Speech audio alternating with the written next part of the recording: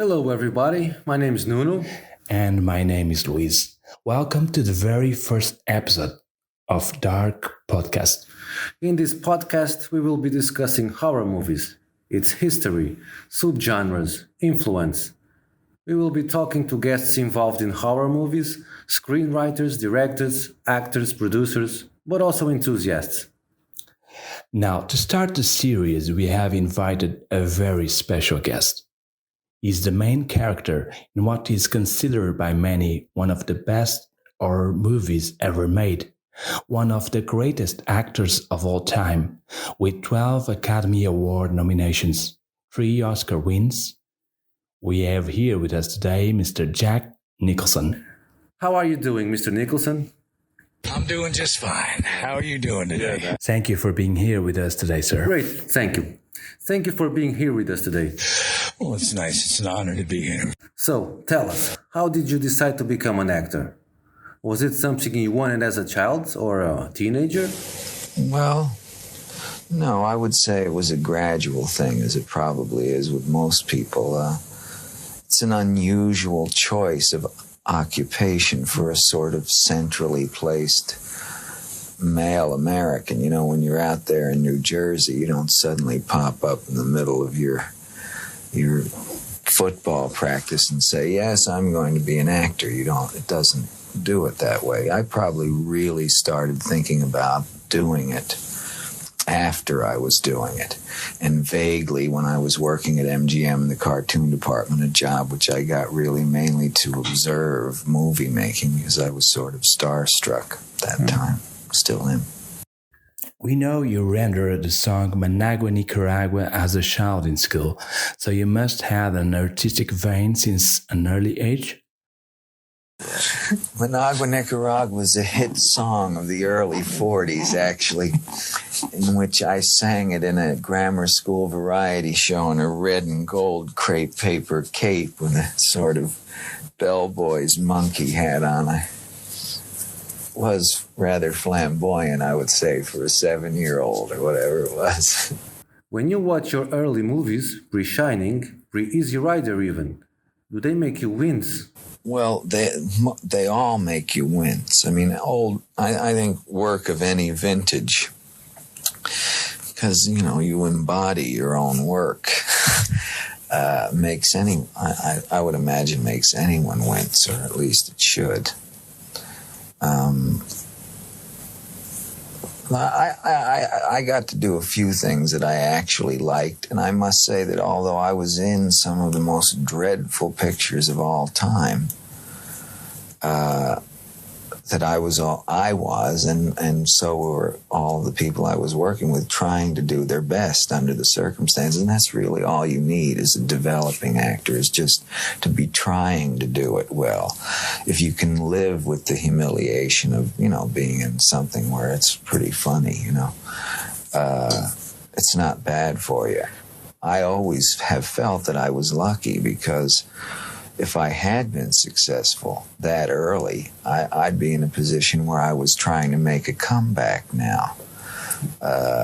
You know, almost all of the actors, for instance, the first show that I was in, Michael Landon was the star actor in it. And while we were doing the play, he got Bonanza. So all of my career, up until when Michael left Bonanza, went on while he was on Bonanza. And that was very good for him. You know what I mean? And everybody was envious, as I would be naturally at the time. But in reality now, obviously, I wouldn't trade it with him. It's fair to say Easy Rider was a turning point for you. Is it true that you based your character on President Lyndon Johnson?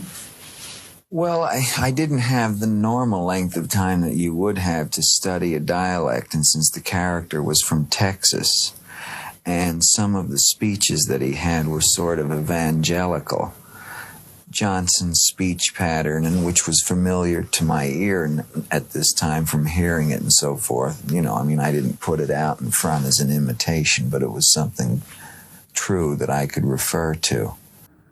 We read that you turned out The Godfather and The Sting.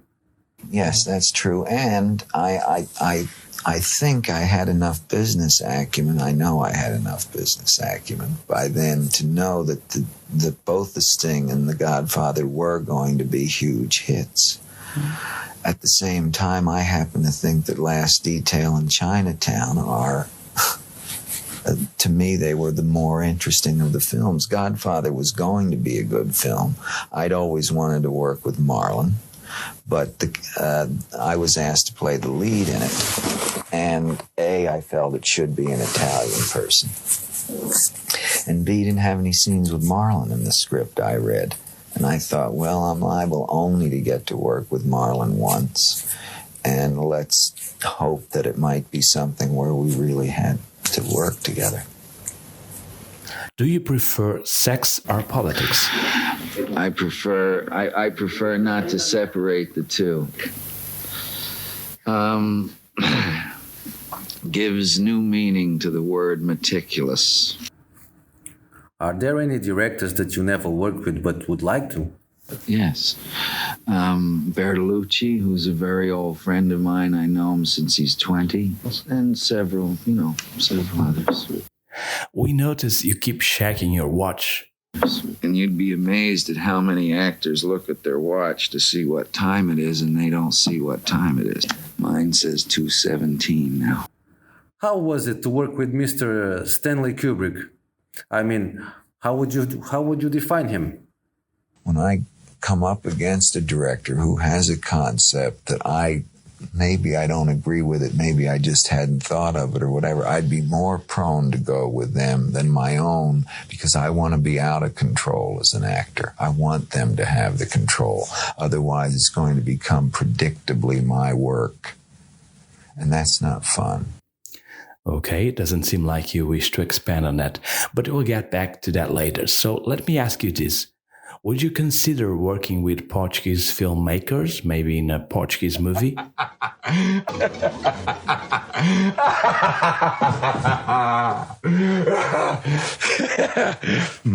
You leaving?